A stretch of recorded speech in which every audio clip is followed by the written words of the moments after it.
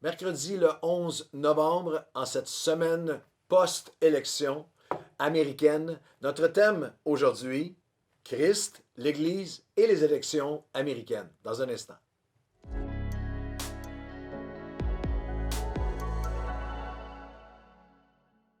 Bonjour à tous et bienvenue à votre café matinal.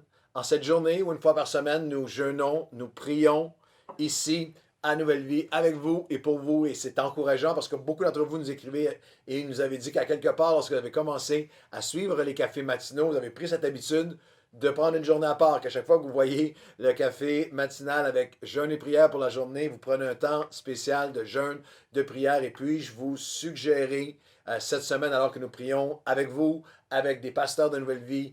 Aujourd'hui, tout le staff se réunit, le personnel de l'Église, avec des pasteurs du mouvement, l'Association chrétienne de la francophonie, où nous prions ensemble, la réunion de mi-semaine le soir, où nous prions aussi.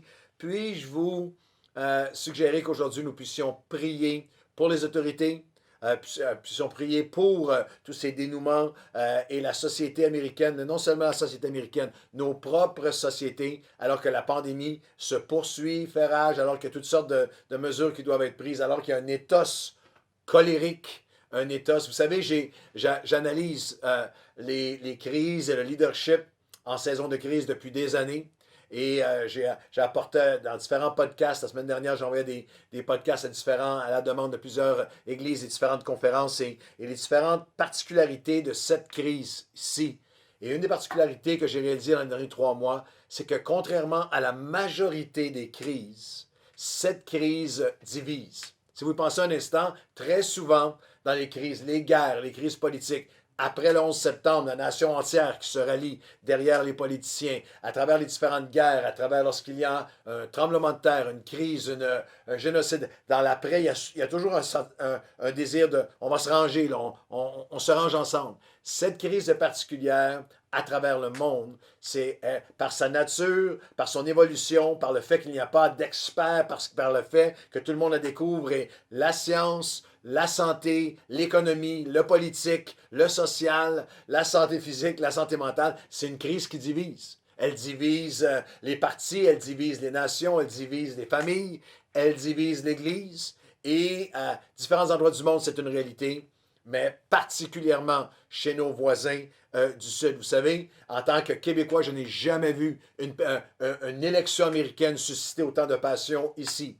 En tant que Québécois, et même que Canadiens, nous sommes une souris qui dort à côté d'un éléphant.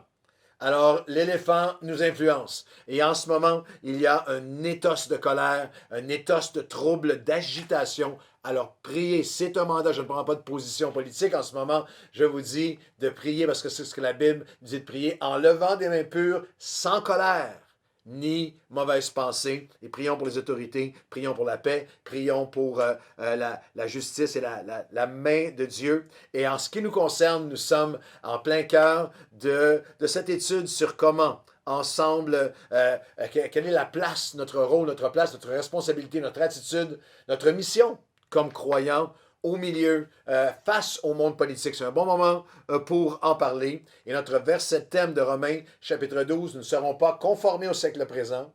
Nous allons être transformés. Comment? La seule façon qu'on peut discerner ce qui est bon et agréable et parfait par la grâce de Dieu, la volonté de Dieu, c'est par le renouvellement de nos pensées. Quel que soit comment nous avons pensé jusqu'à aujourd'hui, face à la politique, face à un parti ou à un autre, face aux autorités, nous devons amener chaque pensée conforme à Christ. Je dirais de cette façon, à chaque fois que je lis la Bible et que je ne suis pas d'accord avec ce que j'y trouve, c'est moi qui ai tort.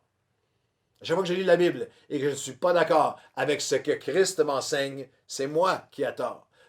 Donc, j'ai besoin d'être renouvelé vers les pensées de Dieu. C'est pourquoi nous regardons quatre sphères de pensée, quatre mentalités où nous devons être transformés et non conformés dans notre vision du politique, de la vie politique, des autorités et de notre rôle comme croyants. Et la première, je vous l'ai cité, mais on en fait une aujourd'hui. La première, c'est quelle est vraiment la plus grande cause de changement? Quelle est vraiment la chose la plus importante de nos vies?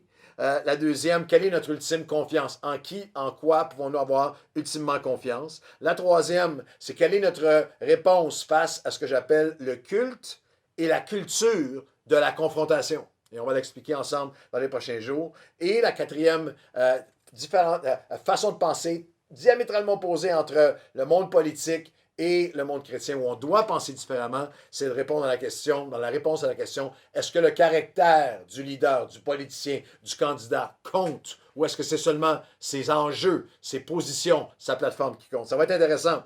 Et comprenez que nous estimons et nous honorons, on n'a pas de mépris pour la politique, nous estimons et nous honorons tous ceux qui s'impliquent dans les milieux politiques, ceux qui s'impliquent dans les différents partis, bénévoles, qui sont engagés, des militants qui sont engagés, qui ont des opinions politiques. C'est quelque chose qui est important dans notre société et aussi pour les hommes et femmes politiques.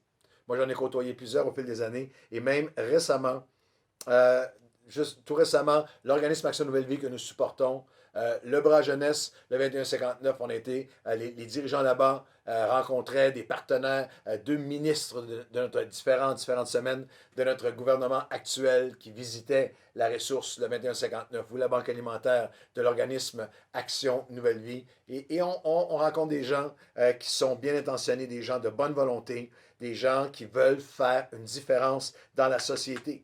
Alors, ce n'est pas du tout dans un mépris pour la politique d'aucune façon.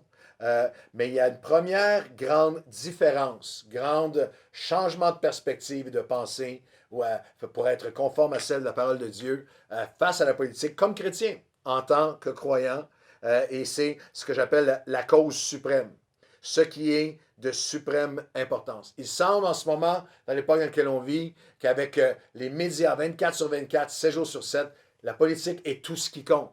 Et vous allez l'entendre, moi je suis assez âgé pour l'avoir entendu maintenant, depuis plus de 40 ans, 40-45 ans que je regarde sur la politique et que j'entends des politiciens dire « Cette élection est la plus importante de votre vie. C'est celle-là qui est la plus importante, comme si, et si vous nous élisez, nous allons résoudre tous vos problèmes. Et si vous avez la folie d'élire nos adversaires, ça va être la catastrophe, le chaos, la fin de toute chose. » J'ai trouvé intéressant un journaliste que je ne nommerai pas, mais cette semaine, qui a dit « Je vais vous lire une manchette de la presse. » Et la manchette disait, manchette de la presse, « Pénurie d'infirmières, système de santé en crise, au bord du gouffre. » Les urgences vont craquer. Crise économique, crise écologique. Ça ne peut plus durer.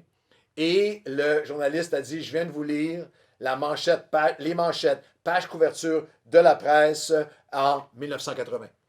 Alors, il y a 40 ans, au Québec, et c'est encore le cas aujourd'hui. Je ne minimise pas la gravité de ce que nous vivons. Nous vivons une pandémie qui est historique, qui est sans précédent.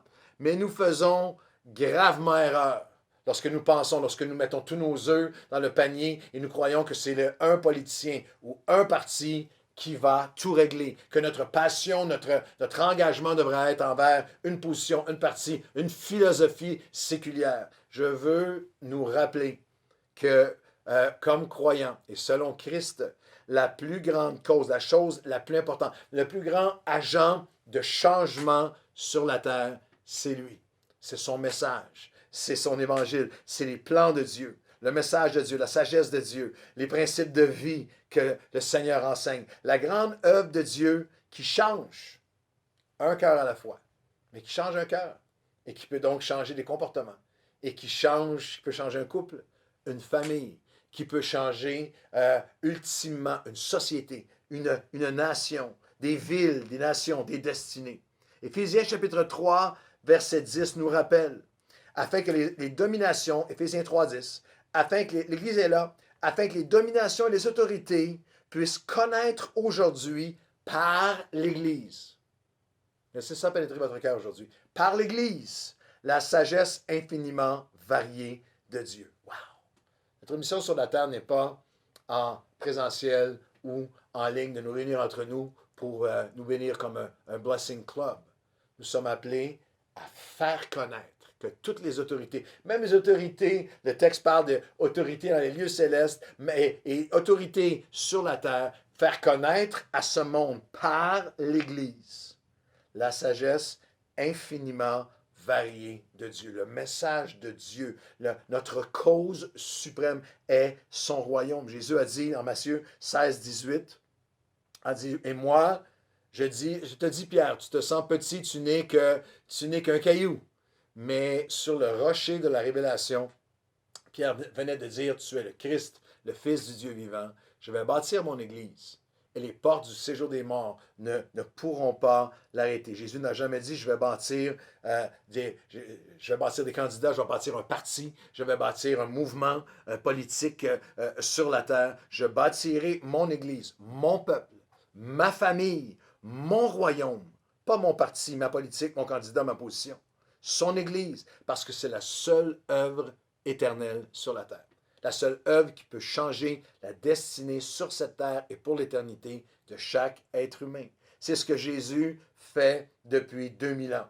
D'élection en élection, de candidat en candidat, de promesse en promesse, de déception en déception, d'agenda en agenda et de conflit et de colère en conflit et en colère, de grandes promesses de grandes transformations en grandes promesses de grandes transformations. Depuis 2000 ans, d'élection en élection, de candidat en candidat, il bâtit son Église.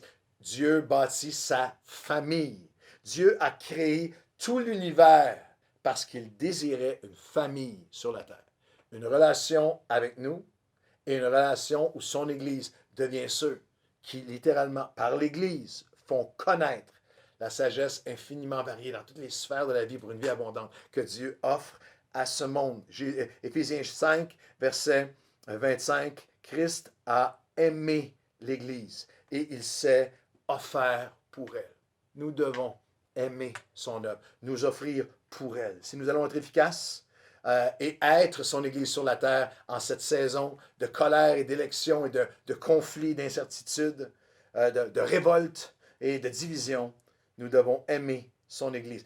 Nous offrir à nouveau pour elle. Je termine avec un dernier texte absolument magnifique. Si vous avez une vision réduite de ce que devrait être et ce qu'est l'Église sur la terre, Éphésiens 1, 21 à 23, Jésus est assis à la droite du Père, le ressuscité, au-dessus de toute domination, toute autorité, toute puissance, de toute dignité, de tout nom qui peut se nommer. Trump, Biden, Pence, Harris, Legault, Trudeau, de tout nom qui peut se nommer. Non seulement dans le siècle présent, au moment où Paul l'a écrit, mais encore dans les siècles à venir. Il a tout mis sous ses pieds et il l'a donné comme chef suprême à l'Église. À l'Église, qui est son corps, la manifestation de qui il est sur la terre, la plénitude de celui qui remplit tout en tous. Peut-être que ça va vous sembler présomptueux, mais ce n'est pas en nous-mêmes, mais c'est en Christ. Mais dans la pensée de Dieu, en Christ, ce n'est pas l'Église qui est en périphérie, en parallèle avec le monde. Dans les yeux de Dieu sur la terre en 2020, c'est ce monde qui est en périphérie de son œuvre, de son royaume qui s'établit partout. Et vous avez une part et j'ai une part et nous participons. Nous sommes les pierres vivantes. Nous sommes nous sommes l'Église. Nous sommes son peuple. Alors que Dieu nous ramène à quelle devrait être ma pensée face à je vais m'impliquer selon ma conscience, je vais chercher à avoir les meilleurs politiques possibles, pour avoir différentes opinions, mais je garde dans mon cœur la cause suprême à laquelle je suis appelé, le grand agent de changement dans notre monde, l'Église du Seigneur Jésus-Christ, le message de l'Évangile, de la bonne nouvelle de Jésus-Christ qui change les cœurs, les vies, une à la fois. Seigneur, aujourd'hui, ramène-nous à ton cœur. Ramène-nous, Seigneur, à être ton corps sur cette terre. Ramène-nous, Seigneur, à cette notion que nous sommes appelés à, en ce moment, pendant cette pandémie, non pas être conforme, à être une voix de plus, qui gueule, qui crie, qui déchire. Non, Seigneur, nous sommes appelés à faire connaître par l'Église, avec tous les moyens que nous avons, en personne, au travail, avec nos amis, sur nos médias sociaux, parce que nous partageons, parce que nous postons. Seigneur, tous ensemble, par notre générosité, et ensemble en nous offrant à toi, comme tu as aimé l'Église et tu t'es offert pour elle. Nous te demandons, ramène-nous à ce cœur que la seule grande cause, c'est toi. Le plus grand agent de changement, c'est toi. Et Seigneur, par l'Église, Seigneur Dieu, nous allons faire connaître le plus grand de tous les messages. Ton amour, ton plan, ton pardon, ton salut. En Jésus-Christ. Dans le nom de Jésus. Amen et Amen. Bonne journée à tous.